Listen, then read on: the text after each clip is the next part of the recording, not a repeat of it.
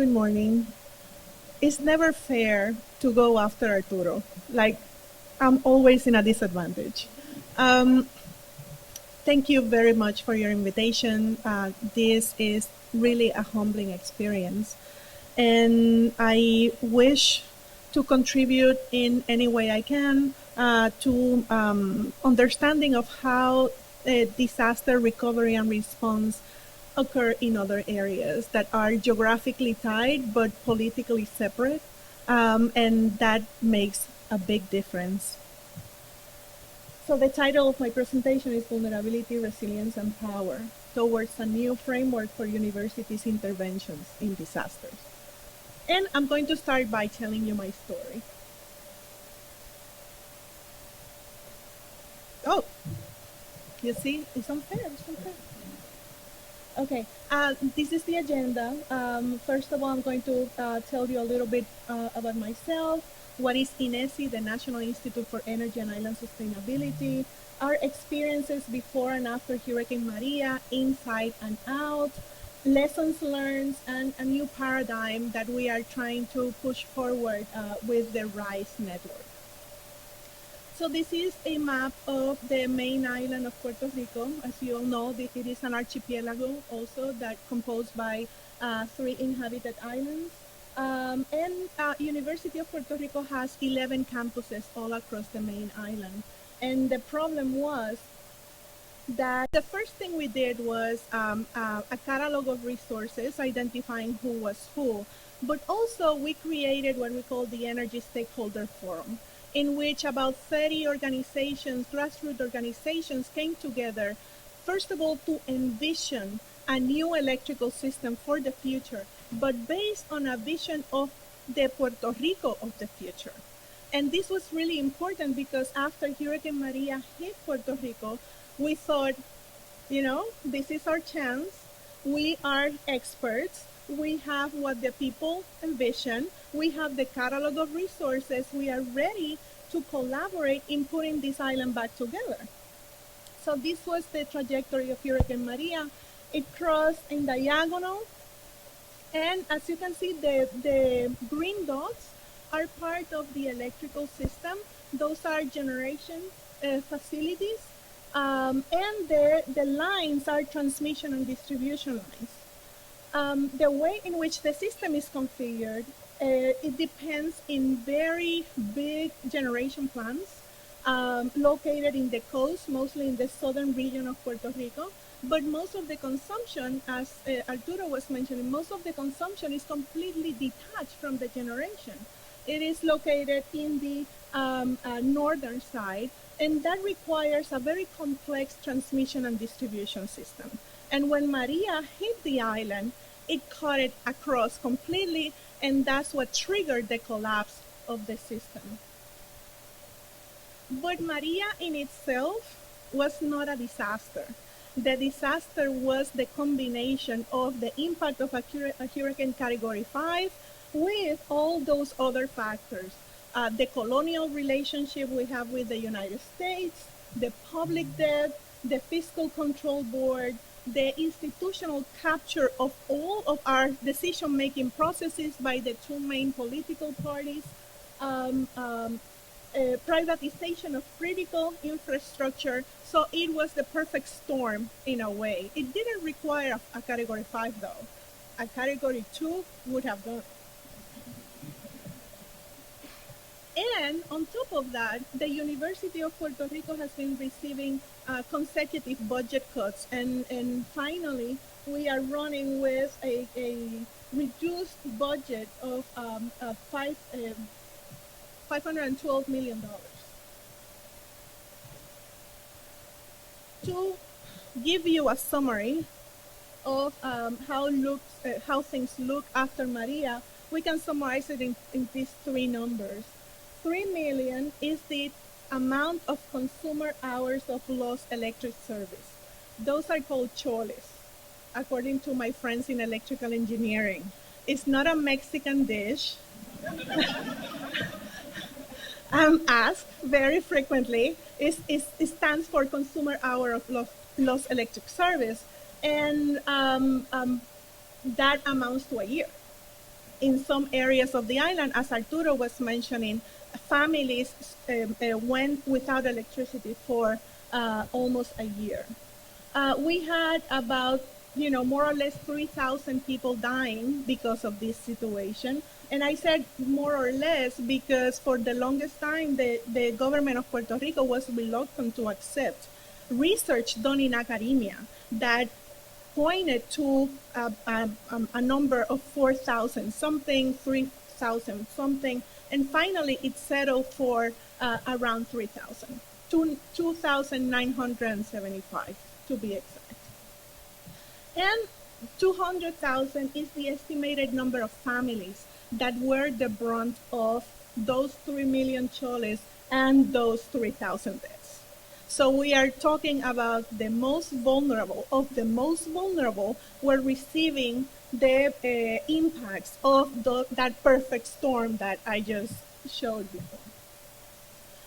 So we had, the Institute had the catalog of resources, we had the vision statement from the energy stakeholders, so we packed and went to the Center for Emergency Operations. And this is what we found.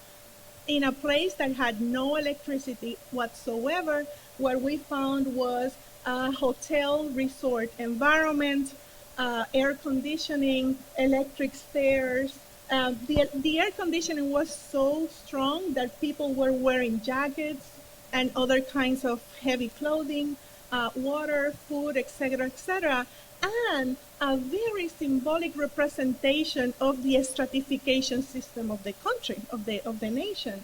In the first floor, you could find only the local media, and there were police officers at the bottom of the stairs to avoid any mingling. In the second floor, you could find the state government and international media, and again, no mingling. And then in the third floor, you could find FEMA and the U.S. Corps of Engineers. So we didn't see the light of day then. They basically brush us off. So we went to the mountain region, to the municipality of Jayuya, Naranjito, and other areas, and we followed the same strategy that our colleague here. We installed electric oases in the plazas of those towns, so people could recharge their small electronics. There was a refrigerator small to be able to put insulin and other medications, and a light bulb. And that made a huge difference because when it is pitch black, a lot of things happen.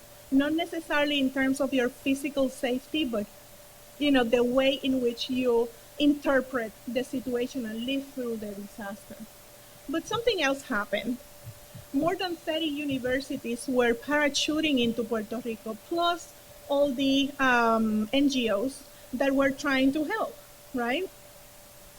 Some of them were there to provide humanitarian aid. Some of them were doing study abroad type of courses, using the disaster as a classroom for their students.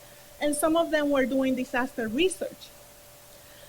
Immediately, we could find issues with those interventions. The lack of coordination among these interventions was very apparent, but we could identify at least 3 lessons learned throughout that process.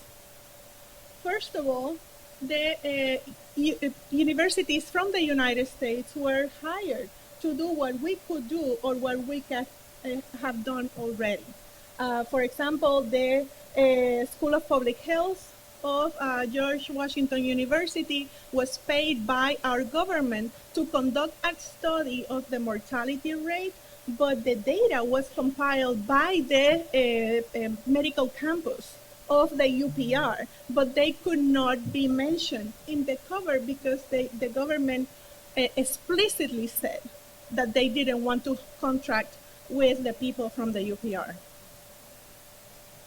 Even when the Department of Energy of the United States mentioned the UPR, and particularly the National Institute for Energy and Island Sustainability, as one of the best resources that the island had to rebuild the electrical system in a sustainable way.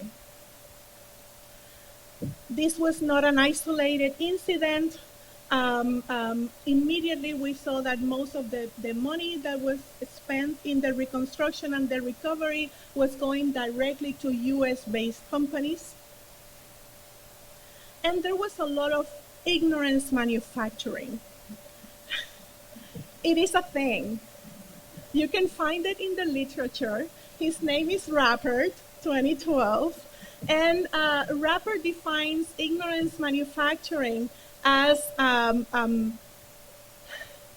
untruth with a purpose. Very, very diplomatic, the guy. And these are the ways in which, at least for us, Rappert mentions examples like the oil companies and how they hid the impact on climate change, tobacco companies and how they hid the impact on health conditions of smoking cigarettes, etc. In our case, we could find at least 5 ways in which our government manufacture ignorance. Ignoring factual data about the impact of climate change in our own electrical infrastructure, not recognizing the UPR as critical infrastructure and as a valuable contributor to the response and recovery process, the lack of transparency about the recovery process itself, and creating a narrative of a blank slate, a blank canvas. Portraying Puerto Rico as this blank canvas in which external actors could come in and paint a masterpiece, basically. These external actors, lack contextual knowledge, were saturating some areas, but ignoring others because they didn't know about the conditions on the ground. Academic work that was being done was based on competition, extraction, and power relations. And it's not because of them, it's because of how academia is structured in the United States. And we could say that it's structuring that way also across the globe. Research with human subjects was done in a very unethical way. Interorganizational collaborations were done without considering that the collaborators on the ground were victims themselves. And they were not taking into consideration student mobility issues when students were being displaced and they were, offered the transfer to other institutions. And the third lesson learned is the distorted view of impacted communities. Companies and American universities were kind of creating this narrative of romanticizing resilience. Oh, the Puerto Rican communities are so resilient, and that is so good. We tend to believe that is good, but no, it's not. The resilience concept came about psychology in studies with children. Children that went through trauma after trauma after trauma, and they were still alive. So we started questioning that idea. What is the point of romanticizing resilience if what all it means is that we are there to hold on punches and punches and punches without addressing the real causes for those punches? Communities as laboratories and communities as passive recipients of aid. We started reflecting on that experience, and I'm going to summarize 2 years in less than 2 minutes. But we had 2 main events.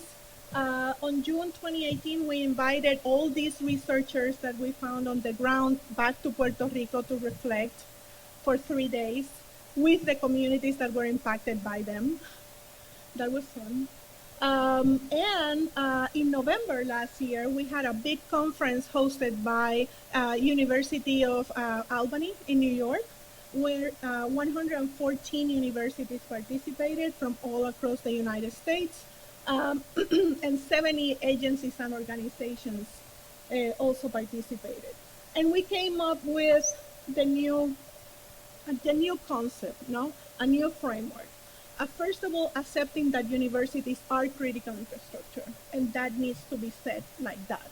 They know what the local landscape looks like. They know the local vulnerabilities. They have a wealth of knowledge that is necessary for disaster response and recovery. Um, we need to change the paradigm from observing to acting. Universities tend to perceive themselves as just observers of reality and not actors in a disaster landscape. Policy entrepreneurship, not only to go there after the disaster, but in planning processes to avoid disaster in the first place. Fact checking of manufactured ignorances is a very vital function of universities, and the use of the networks of pre-established relationships in order to channel resources to where they are needed the most. We had an unfortunate Vita case, Puerto Rico's earthquakes, 2 months after this event, or month and a half after this event. And thanks to the work we have done with those 114 universities, we have been able to channel at least 15 initiatives, response and recovery initiatives, coordinated, making sure that nobody steps on nobody's toes, and that we work, in agreement with local actors, et cetera, et cetera. Thank you very much.